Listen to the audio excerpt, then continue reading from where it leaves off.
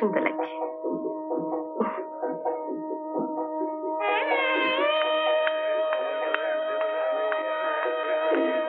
কি গো বড় বৌদি, ছোট বৌদিকে সে কখন সাজাতে বসেছো? এখনো সাজানো হলো না? ওদিকে মেজ বৌদি ঘরে একা বসে আছে। তোমার মেজ বৌদি বাড়ি থেকে কি তত্ত্ব পাঠিয়েছে দেখেছো? তত্ত্ব যাই পাঠাক, বাবা জিজ্ঞাসা করলো তুমি মেজ বৌদিকে কখন সাজাবে। তুমি বাবাকে গিয়ে বলে দাও ওই ভিখিরির বাড়ি মেয়েকে আমি সাজাতে পারবো না। সাজাতে পারবে না? ঘরবতী মেয়েদের সামনে বললো তোমার বাবাকে বলে দাও ওই ভিখিরি ঘরের মেয়েকে আমি সাজাতে পারবো না।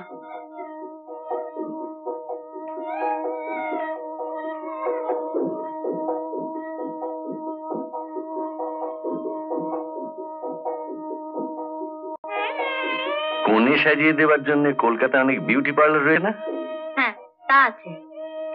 ড্রাইভারকে গাড়ি বার করতে বল, তুই আর আমি মেজ বৌমাকে নিয়ে বিউটি পার্লার যাব। এই যে তুমি এখানে, আজ দুই বউয়েরই বউ ভাত হচ্ছে, বাবার কি এটা উচিত হলো ছোট বউকে ফেলে রেখে মেজ বউকে নিয়ে বিউটি পার্লারে যাওয়া?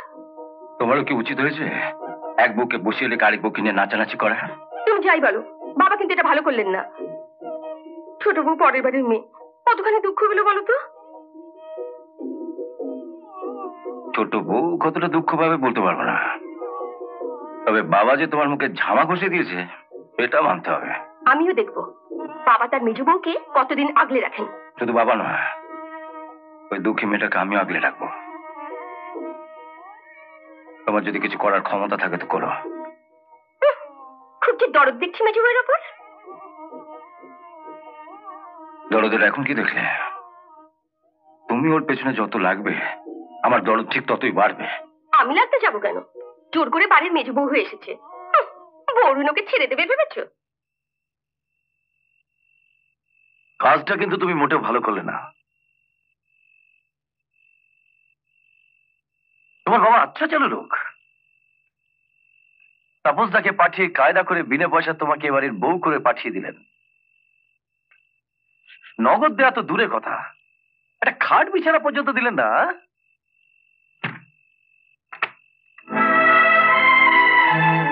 ঢুকেই যখন পড়েছ তখন পৃথিবীর শুধু লোক জানবে তুমি এবারে মেজ বউ। শুধু তুমি একা জেনে রাখো, আমি তোমাকে আমার বউ হিসেবে আজও মানছি না, কোনোদিনও মেনে নিতে পারবো না। যে খাটটায় তুমি বসে আছো সেই খাটটায় ছোটবেলা থেকে আমার একা সর অভ্যেস। আমি কিন্তু একটা রাতের জন্য সে অভ্যেস বদলাতে পারবো না। তুমি কি এখন শোবে? হ্যাঁ, রাত তো অনেক হলো।